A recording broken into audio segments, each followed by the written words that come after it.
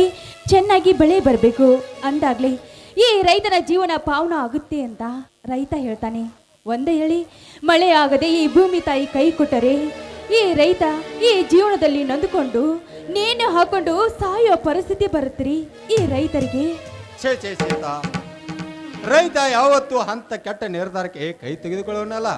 ಏಕೆಂದರೆ ಈ ರೈತನಿಗೆ ಕಷ್ಟದ ಬೆಲೆಯನ್ನು ಗೊತ್ತು, ನಷ್ಟದ ಬೆಲೆಯನ್ನು ಗೊತ್ತು.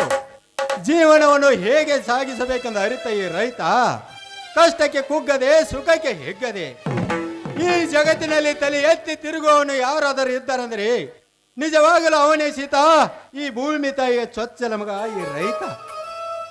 ನೋಡು ಸೀತಾ, ಭೂಮಿ ತಾಯಿ ಮಗ ಈ ರೈತ ಆದರೆ ಪ್ರತಿಯೊಂದು ಪ್ರಾಣಿ ಪಕ್ಷಿಗಳು ಮಾನವ ಜೀವಿಗಳನ್ನು ಹಿಡಿದು ಈ ರೈತನ ಮಕ್ಕಳು ಅಂದ ಮೇಲೆ ಆ ಮಕ್ಕಳಗೋಸ್ಕರವಾದರೂ ಕಷ್ಟಪಟ್ಟು ದುಡಿದು ಹಾಕಬೇಕಲ್ಲ ಸೀತಾ ಈ ರೈತ.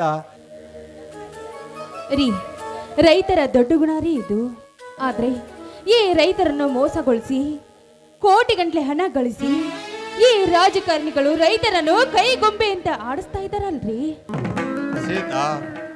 ಈ ರೈತ ಯಾರು ಕೈಗೊಂಬೆ ಅಲ್ಲ ಕಣೆ. ಅವರ ಗಳಿಸಿದ ಕೋಟಿ ತರ ಹಣ ಈ ರೈತನ ಮೇಟಿಗೆ ಸಾಟಿ ಆದಿತ್ತೇನೆ. ಈ ರೈತ ರಟ್ಟೆಯಿಂದ ದುಡಿದು 100 ಜನರಿಗೆ ಅನ್ನ ಹಾಕಬಹುದು. ಆದರೆ ಆ ಕೋಟಿ ಹಣ ಗಳಿಸಿದವನಿಗೆ ಕೇವಲ ಒಬ್ಬನ ಹೊಟ್ಟೆ ತುಂಬಿಸನ್ನ ನೋಡೋಣ.